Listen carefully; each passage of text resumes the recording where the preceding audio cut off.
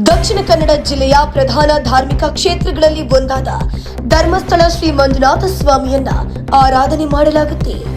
ಪ್ರತಿನಿತ್ಯ ಸಾವಿರಾರು ಮಂದಿ, ಇನ್ನು ಕೆಲವೊಮ್ಮೆ ಲಕ್ಷಾಂತರ ಜನರೇ ಸೇರುವ ಈ ಪುಣ್ಯಕ್ಷೇತ್ರ ಒಂದಲ್ಲ ಎರಡಲ್ಲ ಅದೆಷ್ಟೋ ದಾನ ಧರ್ಮಗಳನ್ನ ಮಾಡುತ್ತಾ ಸಮಾಜಕ್ಕೆ ಕೊಡುಗೆ ನೀಡುತ್ತಿದೆ.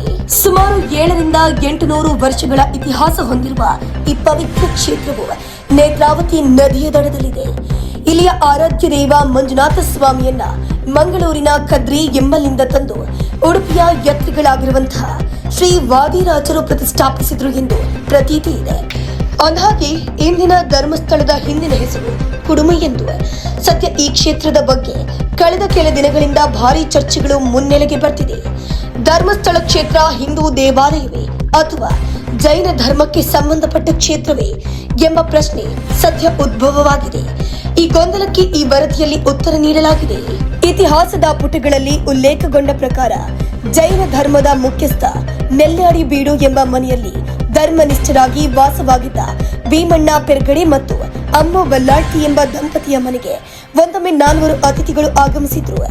ಇವರ ನಿಷ್ಠೆಯಿಂದ ಪೆರ್ಗಡೆ ದಂಪತಿ ಸತ್ಕಾರ ಮಾಡಿದ್ರು. ಅದೇ ದಿನ ರಾತ್ರಿ ಆ 4 ಅತಿಥಿಗಳು ಧರ್ಮ ದೇವತೆಗಳ ರೂಪದಲ್ಲಿ ಭೀಮಣ್ಣ ಪೆರ್ಗಡೆಯವರ ಕನಸಿನಲ್ಲಿ ಕಾಣಿಸಿಕೊಂಡ್ರು. ತಾವೆಲ್ಲರೂ ಆ ಮನೆಯಲ್ಲಿ ನೆಲೆಸೋಕೆ ಇಚ್ಛಿಸೋದಾಗಿ ಹೇಳಿದ್ರು. ಧರ್ಮ ದೇವತೆಗಳ ಅಣತೆಯಂತೆ ಪೆರ್ಗಡೆಯವರು ತಮ್ಮ ಮನೆಯಲ್ಲಿ ಖಾಲಿ ಮಾಡಿ ದೈವಗಳಿಗೆ ಆ ಮನೆಯನ್ನು ಬಿಟ್ಕೊಟ್ರು. ಅಂದಿನಿಂದ ಕಾಳರಾಹು ಪುರುಷ ದೈವ, ಕಳಕ್ಕಾಯಿ ಸ್ತ್ರೀ ದೈವ, ಕುಮಾರಸ್ವಾಮಿ ಪುರುಷ ದೈವ, ಹಾಗೇನೆ ಕನ್ಯಾಕುಮಾರಿ ಸ್ತ್ರೀ ದೈವ ಆ ಮನೆಯಲ್ಲಿ ನೆಲೆ ನಿಂತರು. ಆ ನಂತರ ದೈವಗಳ ಆಜ್ಞೆಯಂತೆ ಪೆರ್ಗಡೆಯವರು ದೈವಗಳಿಗೆ ಗುಡಿ ಕಟ್ಟಿಸಿ ಬ್ರಾಹ್ಮಣ ಅರ್ಚಕರ ಸಮ್ಮುಖದಲ್ಲಿ ನಿತ್ಯ ಪೂಜೆಯನ್ನು ನೆರವೇರಿಸಿದ್ರು. ಇದಾದ ಬಳಿಕ ಶಿವಯೋಗಿಗಳು ಈ ಪವಿತ್ರ ಸ್ಥಳದಲ್ಲಿ ಈಶ್ವರ ಲಿಂಗವನ್ನು ಸ್ಥಾಪಿಸುವಂತೆ ಸಲಹೆ ನೀಡಿದ್ರು.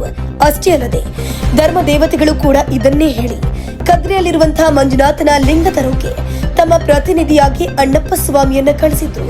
ಇನ್ನು ಕುಡುಮಲಿಗೆ ಅಂದ್ರೆ ಈಗಿನ ಧರ್ಮಸ್ಥಳಕ್ಕೆ ಮಂಜುನಾಥನ ಲಿಂಗ ಬರುವುದರೊಳಗೆ ಅಲ್ಲಿ ಧರ್ಮ ದೇವತೆಗಳು ದೇವಾಲಯ ನಿರ್ಮಿಸಿದ್ರು ಎಂಬ ಕತೆ ಇಲ್ಲಿ ಜನಜನಿತವಾಗಿದೆ. ಧರ್ಮಸ್ಥಳವು ರಾಜ್ಯದ ಅತ್ಯಂತ ಪುರಾತನ ದೇವಾಲಯ.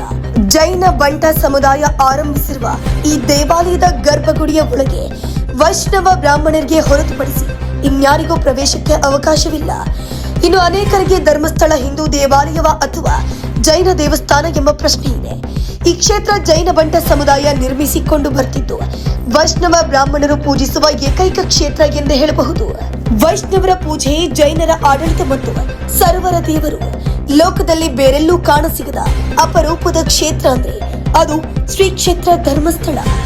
ಈ ಸ್ಥಳವನ್ನ ಶಿವನ ಅಚ್ಚುಮೆಚ್ಚಿನ ಸ್ಥಳ ಎಂದು ಕೂಡ ಕರೆಯಲಾಗುತ್ತೆ. ಮತ್ತಷ್ಟು ಸುದ್ದಿಗಳಿಗಾಗಿ ನೋಡ್ತಾ ಇರಿ ಪಬ್ಲಿಕ್ ನ್ಯೂಸ್ 24x7. ಇದು ಸತ್ಯದ ಧ್ವನಿ.